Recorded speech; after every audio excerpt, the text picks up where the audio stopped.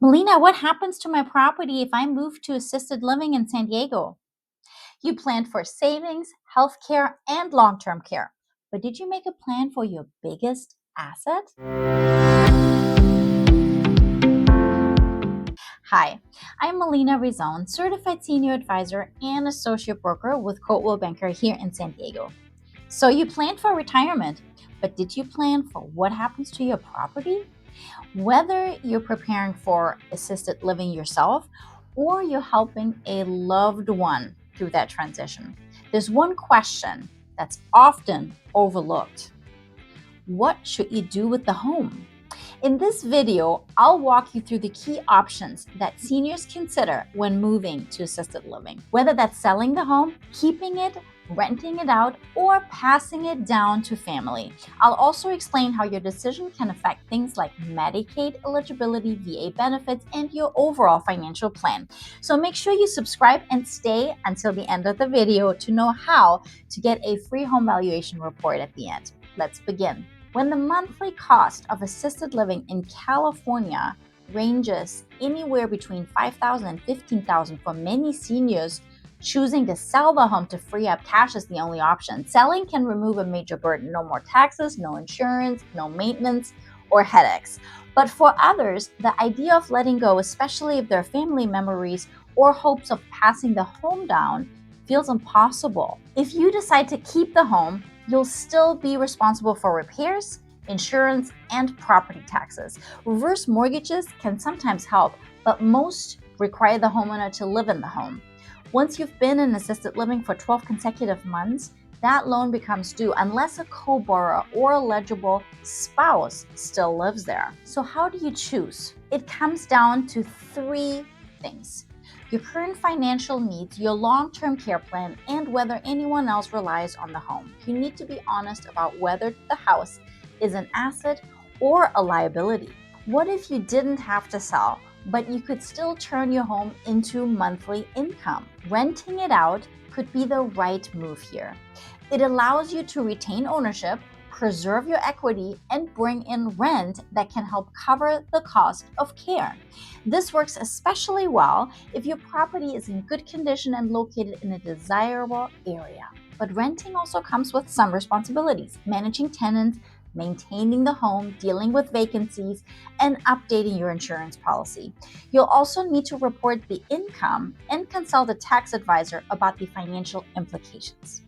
Hiring a property manager can help, but it's not a set it and forget it solution. It's still your asset and it still needs oversight. But before you decide to sell, keep, or rent, do you even know what your home is worth right now?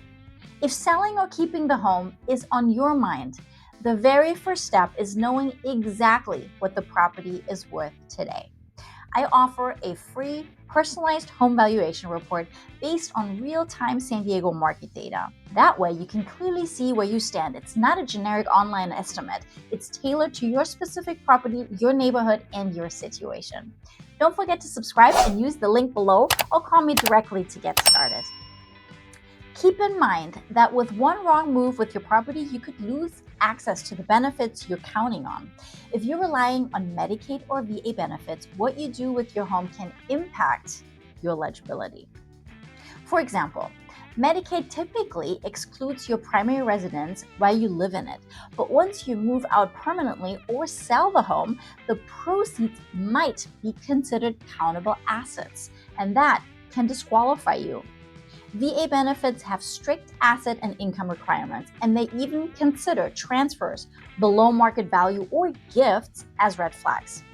These benefits often have look-back periods, meaning actions you take now can affect eligibility for years.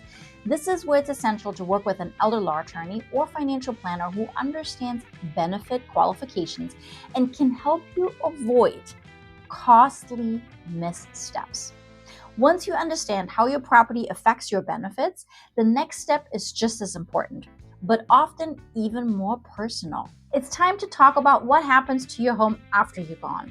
Whether you want to pass it down, sell it, or split it among heirs, having those conversations early and putting it all in writing can make all the difference. If your intention is to pass the home on to your children or beneficiaries, don't wait to have those conversations.